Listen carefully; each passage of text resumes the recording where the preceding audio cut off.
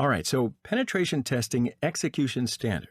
It's a specification document which is redefining the penetration test for both new and experienced penetration testers. It has been adopted by several leading members of the security community.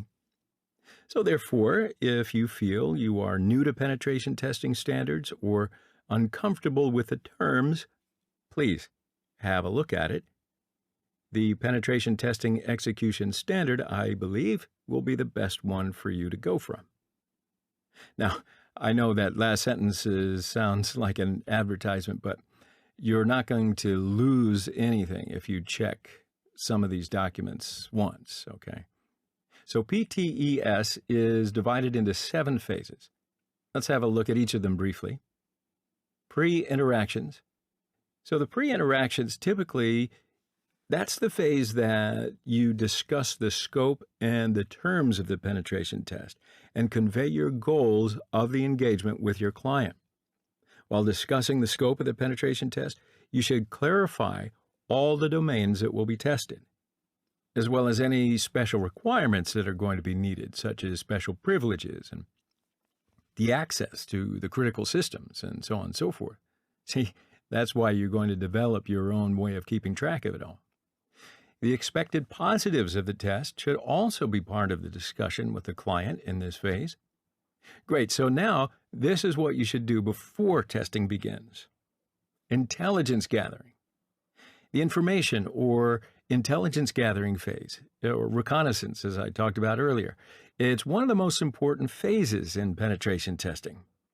If you are properly gaining knowledge about your target from social networks, Google, or any other way that you can accomplish, you're going to be able to simulate appropriate and exact attacks rather than trying all possible attack vectors. This will also help you save a huge amount of time as well.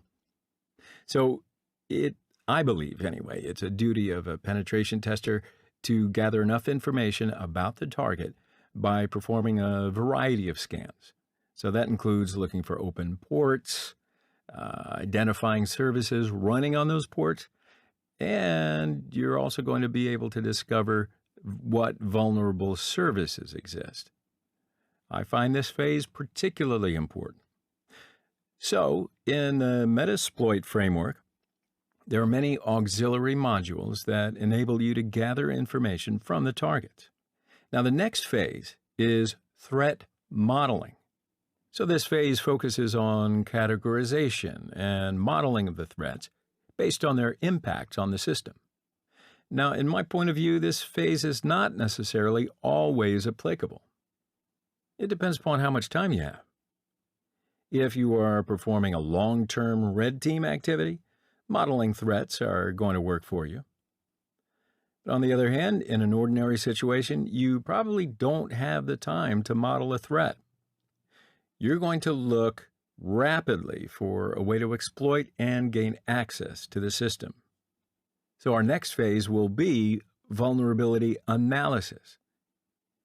Now, in this phase, you analyze the target network and make a vulnerability scan over that network to identify all of the weaknesses. Once again, this is a very important phase. It's also what I would call a stepping stone into the exploitation phase. So the next phase is exploitation. Either manually or automatically, you will detect vulnerabilities for this network. In this phase, you'll identify which vulnerability is applicable, if possible, and then you run the appropriate exploit for this particular vulnerability. Now, being successful in this phase means that you have access to the system. Now, believe me, you will be satisfied. And now it's time to gather some extra information. So this next phase is called post-exploitation. After gaining access to the target, you will look for some extra information and use some advanced ways to maintain your access. Now this phase, if you haven't ever done it before, this is going to be really mind-blowing for you. And then our last phase is reporting. So you've done a whole mess of things, okay? So you've exploited the target, maintained your access, and all kinds of things. Now, to a client, this might not even seem like much. You might not even have been detected by the client. So you have to report on what you have done on the system in a proper way. So it's important for this to make absolute clear sense. And otherwise, clients, they're pretty much going to wonder what you actually do.